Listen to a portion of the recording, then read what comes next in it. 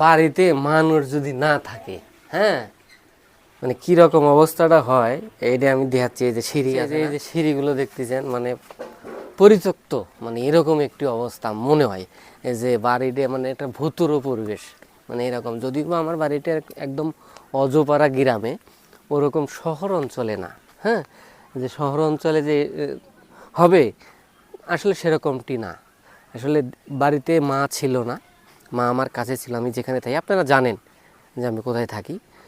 তো ওইখানে থাকার পরে মানে বাড়ির অবস্থা হচ্ছে এরকম। মানে আমি এখন আছি হচ্ছে ছাদে দাঁড়ায় আছি, আমার পিছনে হচ্ছে পূব, পশ্চিম, উত্তর, দক্ষিণ। এখন ব্যাপারটা হচ্ছে যে এইরকম ভুতুড়ে একটা পরিবেশে মানে যদি হুট করে যদি আপনি একটা জায়গায় চলে যান বা থাকেন, তাহলে আপনার মানে কেমন মনে হবে যে হুট করে আপনি চলে আসছেন, আপনি এসে দেখেন, তো আপনি দেখবেন যে আপনার বাড়ির অবস্থাও এরকম হয়ে গেছে। ঠিক আমারও ঠিক তেমনই হয়েছে, এর ব্যতিক্রম কিছুই না। যে বাড়িতে লোকজন না থাকলে যেমনটি হয়, মানে ভিতরের অবস্থা তো আরও করুন, ছাদের অবস্থায় যদি এটা হয়, একটু ক্লোজ দেখান, আপনি একটু দেখান, হ্যাঁ হ্যাঁ ছাদটা দেখেন, হ্যাঁ হ্যাঁ হ্যাঁ হ্যাঁ ঘোরেন ঘোরেন, হ্যাঁ এই যে মানে এইটা হলো ছাদের অবস্থা। তাহলে রুমের অবস্থা আমার বাড়িটাতে এখন পর্যন্ত কমপ্লিট হয়নি। মানে এরকম একটু অবস্থার উপর আসি, কিন্তু এখন পর্যন্ত কমপ্লিট হয়নি। একটা রুম মোটামুটি কমপ্লিট করে দিছি, শুধু মা থাকে।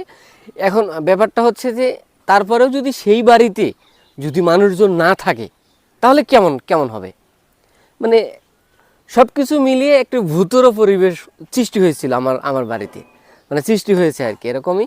তো বাড়িতে মানুষ না থাকলে আর কি যেমনটি হয়। তো যাই হোক, আপনাদের কাছে শেয়ার করলাম এই কারণে যে যদি আপনার এরকম কোনো বাড়ি থাকে, তো আপনি অবশ্যই একটু গুছায় গাছায় রাখবেন। দেখবেন আপনি যদি 2, 4, 6 মাস 1 বছর পরেও যদি যান, তাহলে মোটামুটি একটা পরিবেশের ভিতর আপনি থাকতে পারবেন।